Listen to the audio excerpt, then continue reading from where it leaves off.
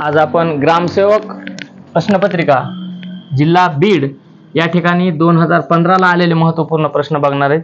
तर 2015 ला आणि आताच्या 2023-24 ला झालेल्या प्रश्नपत्रिकेमध्ये जे पॉइंट कॉमन आहेत ते आहेत जनरल नॉलेजचे बेसिक पॉइंट। बेसिक म्हणजे काय? पुन्हा पुन्हा येणारे प्रश्न। एखाद्या विद्यार्थ्याला जर सांगितलं की ग्रामसेवकला हे प्रश्न येणार आहेत तर तयारी आपण चांगल्या पद्धतीने करू शकतात आणि बेसिक पॉइंट लिहून घेता येतात। कुठलेही बेसिक पॉइंट आपण पाहणार आहोत की सध्याचे लोकसभा उपाध्यक्ष कोणते होते तर तंबीदुराई। म्हणजे जात असताना परीक्षेला आपण तयारी करताना की लोकसभा त्यानंतर राष्ट्रपती उपराष्ट्रपती यांचे पॉइंट वाचून गेलं पाहिजे, नोट्स काढल्या पाहिजेत। त्यानंतर ओपेक एक संघटना आहे, OPEC oil and petroleum export countries ही ओपेक संघटना आहे। ओपेकचा फुल फॉर्म काय दिला इथं? OPEC। त्या दिवशी लिहून दिला नव्हता, आता सांगायला लागलो। तर या संघटनेचे हेड क्वार्टर म्हणजेच मुख्यालय व्हिएन्ना युरोप या खंडामध्ये आहे। व्हिएन्ना ऑस्ट्रियाची राजधानी आहे, लक्षात राहू द्या।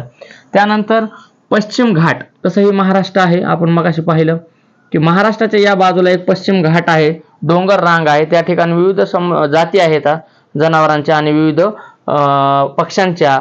तर त्याचं संवर्धन करण्यासाठी एक समिती बनवली। त्या समितीचे प्रमुख कोण आहेत? डॉक्टर माधवराव गाडगीळ। हे अनेक परीक्षेला विचारलेला प्रश्न आहे। महाराष्ट्राच्या पश्चिम बाजूला असणारा डोंगर रांग म्हणजेच पश्चिम घाट। त्यानंतर बारडोली सत्याग्रह केव्हा झाला तर 1928 ला स्वातंत्र्य संग्रामाच्या वेळेस हे झालेला सत्याग्रह आहे। करांपासून मुक्ती, शेतीसाठी सवलत हे ह्या सत्याग्रहाची प्रमुख मागणी होती इंग्रज सरकारच्या विरोधात। मार्गदर्शक तत्वे याला इंग्रजीमध्ये काय म्हणतात या ठिकाणी लक्ष द्यायचंय। DPSP म्हणजे याचा पूर्ण रूप आहे फुल form directive principle of state policy, अलग लक्षात। आणि याला मार्गदर्शक तत्वे आणि आपण हे जे घेतलेले आहेत भारतीय संविधानामध्ये in Indian constitution the directive principle of state policy from the constitution of Ireland, Irish constitution. Ireland हा सुद्धा एक देश आहे युरोपमध्ये, त्यांच्या संविधानातून आपण हे घेतलेले आहेत। मार्गदर्शक तत्वांचं काय काम आहे तर कायदा बनवत असताना की सरकारनं या गोष्टींचा विचार केला पाहिजे, याच्यासाठी आपण कायदा बनवला पाहिजे। DPSP असेल किंवा हे ओपेक आहे, अशा विविध संघटना फुल फॉर्म आपण लिहून घेतले पाहिजेत। तर आयरिश संविधानातून आपण आयर्लंड या देशाच्या हे घेतलेले आहेत मार्गदर्शक तत्वे।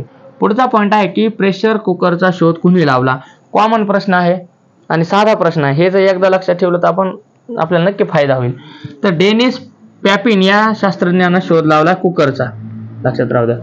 आतापर्यंत हा प्रश्न तुम्ही कधी ऐकला नसेल। त्यानंतर पंचवार्षिक योजना म्हणजेच दर 5 वर्षाला दर 5 वर्षाला आपण किंवा 5 वर्षासाठी तयार केलेला प्लॅन किंवा नियोजन त्यालाच पंचवार्षिक योजना म्हणतात, 5 इयर प्लॅन असं म्हणतात।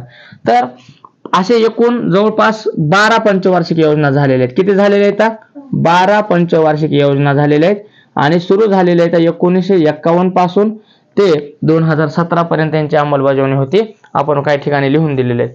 आता याचं जे प्रतिमान होतं, काय प्रतिमान म्हणजेच मॉडेल, तर हे मॉडेल होतं PC महालनोबिस, हे एक शास्त्रज्ञ होते, संख्याशास्त्रज्ञ, त्यांच्या नियोजनावर आधारित होतं।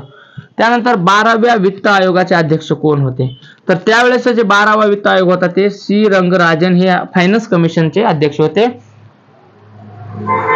इंडियन फायनान्स कमिशन, भारतीय वित्त आयोग, याला आपण कलम 180 संविधानामध्ये आहे, तर लक्षात राहू द्या। मला वाटतं कलम 180 का 280 या संदर्भातच आहे कलम फायनान्स कमिशन।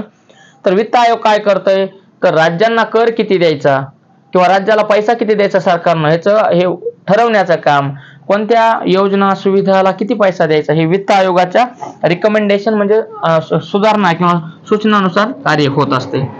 त्यानंतर 13वा वित्त आयोग झाला, त्यानंतर सध्या 14वा वित्त आयोग आहे, त्यानंतर आता येणारा 15वा वित्त आयोग आहे, अलग लक्षात। सध्या कोणता आयोग चालू आहे? 15वा वित्त आयोग। असे किती वित्त आयोग आहेत ते लक्षात ठेवायचं आणि अध्यक्ष कोण आहेत हा मात्र येणारा प्रश्न आहे। त्यानंतर जपानमध्ये नैसर्गिक शेती करणारे एक शास्त्रज्ञ होते, एक सायंटिस्ट होते जपानमध्ये, त्यांचं नाव आहे फुकुओका।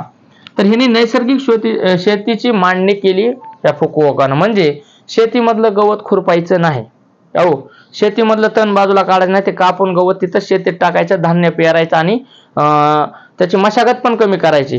म्हणजे नांगरणी वगैरे करायचे नाही. अलग लक्षात, झिरो टिलेज फार्मिंग असं म्हटलं जातंय. आणि ते खूप प्रसिद्ध त्यांनी म्हणजे प्रयोग करून दाखवला. आणि तो जो प्रयोग आहे तर त्यांनी हे भात शेतीवर केलेला आहे. कशाच्या शेतीवर? भात शेती. त्यानंतर विविध फळांच्या पिकेवर केलेला आहे. जगप्रसिद्ध शास्त्रज्ञ इथं बिना नांगरण्याची शेती. त्यांनी म्हणतात की न नांगरता जमिनीत चांगल्या प्रकारे आपण पीक घेऊ शकतात, असा त्यांनी प्रयोग करून दाखवलेला आहे. आणि तेच गवत काढून तिथंच त्याचा खत म्हणून उपयोग करायचा. असा नांगरायचं नाही, खत फवारणी काही नाही, तेच गवत येऊ द्यायचं, पेरायचं, म्हणजे पडकामध्येच पीक घ्यायचं. असं त्याने नैसर्गिक शेती त्याने प्रयोग यशस्वी करून दाखवला. आणि त्या प्रसिद्ध शास्त्रज्ञाचं नाव आहे फुकुओका.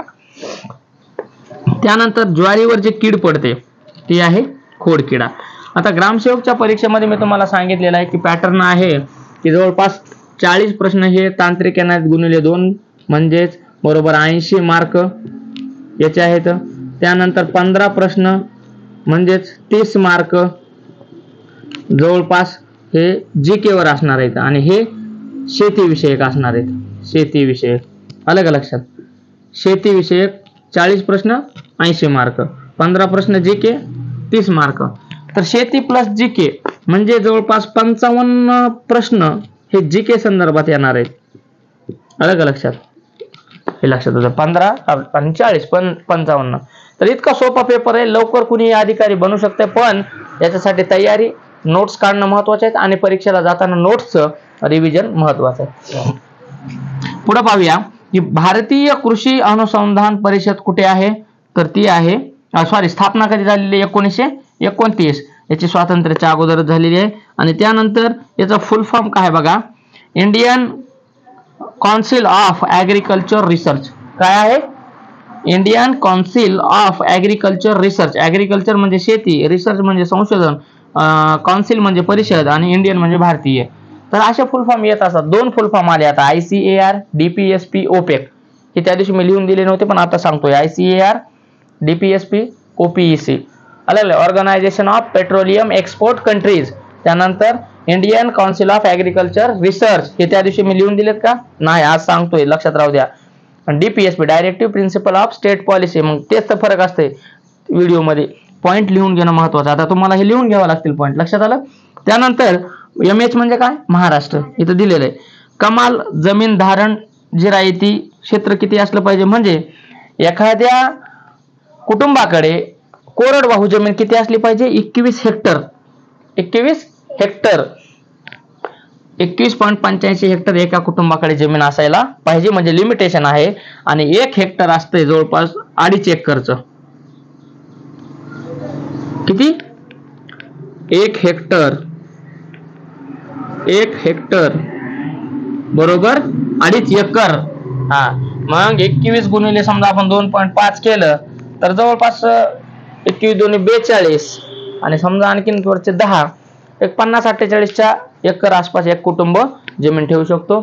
तर ग्रामसेवकची परीक्षा 12वी नंतर देता येते. कुठलाही विद्यार्थी असू द्या 12वी पास, 61% असावी, त्याला 60+ टक्केवारी असावी आणि एक कम्प्युटर कोर्स झालेला असावा. तो विद्यार्थी गावचा प्रमुख, गावाचा सचिव म्हणून काम करू शकतो. आणि 12वी नंतर 18 वर्ष पूर्ण झालेला विद्यार्थी या परीक्षेची तयारी करून अधिकारी बनू शकतो. अशा महत्त्वपूर्ण व्हिडिओसाठी चॅनलला लाईक, सबस्क्राईब करा. धन्यवाद.